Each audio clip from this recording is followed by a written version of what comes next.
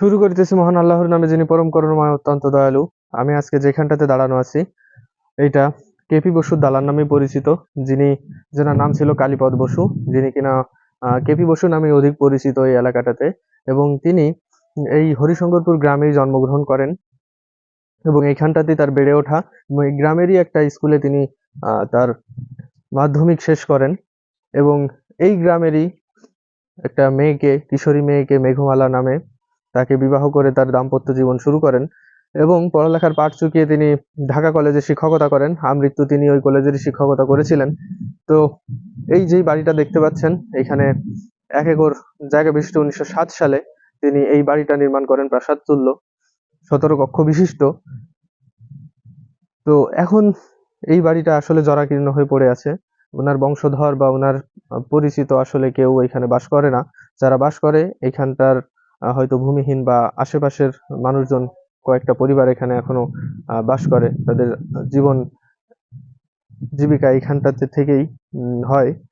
তো এই বাড়িটা আসলে এখন যে অবস্থা, জনাকীর্ণ পরিবেশ, কিছু কিছু ইট চারপাশ থেকে খুলে গেছে এবং যে অবস্থা আর বেশি দিন হয়তো টিকবে না। তো সরকার যদি এই প্রত্নতাত্ত্বিক নিদর্শনগুলোর দিকে বেশি নজর দেন, তাহলে দেখা যাচ্ছে যে এই নিদর্শনগুলো আরো অনেকদিন টিকে থাকতে পারে এবং মানুষ এখানে শরণার্থী, দর্শনার্থীরা এখানে এসে তাদের যেই আহ, যারা ঘুরতে আসেন দর্শনার্থী, তারা তাদের হৃদয়কে শীতল করতে পারবেন আশা করি।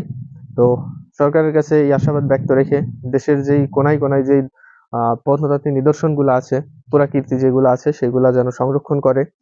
এবং কালীপদ বসুর নামে যদি আরো কিছু বলতে চাই, উনি আসলে জিওমেট্রির একজন পারদর্শী ছিলেন এবং উনার নামে উনি অনেক কিছু বইও লিখেছেন। তো উনার নামে একটা পাবলিকেশনও ছিল কলকাতাতে। তো এই তো মোটামুটি কালীপদ বসু। তো উনি ঝিনাইদার সন্তান এবং ঝিনাইদার গর্ব। তো আমিও ঝিনাইদার সন্তান, সেই হিসাবে এখানে আসা এবং এখানটা এসে উনার বিষয়ে একটা ভিডিও তৈরি করা। তো যাই হোক, আশা করি সবাই ভালো থাকবেন, আমার জন্য দোয়া রাখবেন। হরিশঙ্করপুর কেপি বসুর বাড়ি। তো অনেকের কাছে এই জায়গাটা পরিচিত, আবার অনেকের কাছে অপরিচিত।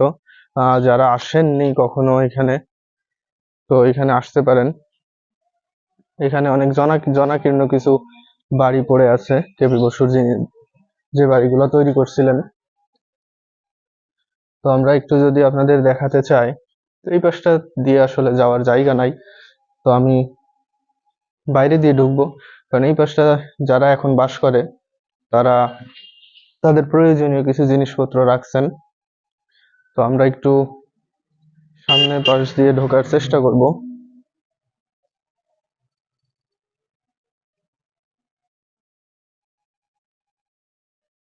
সামনে ফ্রন্ট সাইড আমরা যাওয়ার চেষ্টা করছি। এখানে কিছু গাছপালাও আছে এবং এই পাশটা দিয়ে আমরা দ্বিতীয়বার আসার চেষ্টা করব। এখন আমরা প্রথম দালানটাতে একটু যাব এবং দেখার চেষ্টা করব এখানে কি কি আছে এবং কারা এখন বাস করে এবং এখানে কি অবশিষ্ট আছে।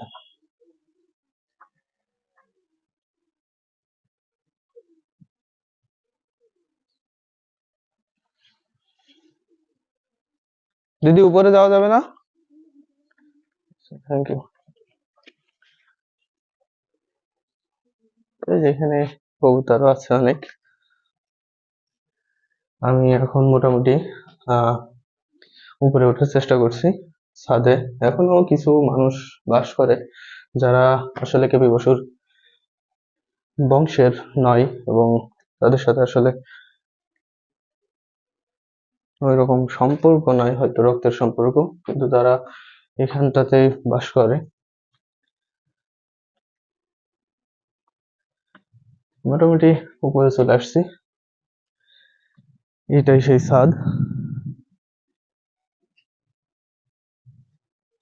এখান থেকে যদি আমি চারপাশটা একটু দেখাই, চারিপাশে অনেক গাছপালা ঘেরা এবং বাড়িগুলো অনেক জনাকীর্ণ। বিধ্বস্ত বাড়িগুলো শুধু বসুকে স্মরণ করিয়ে দেয়। তো এই পাশে একটা বিল্ডিং, সামনে একটা ছোট ভাঙা বিল্ডিং আছে, এবং এই পাশটাতে আরেকটা বিল্ডিং আছে। এই তো মোটামুটি, যদি আমি এইখান থেকে দেখানোর চেষ্টা করি, যে এই পাশটা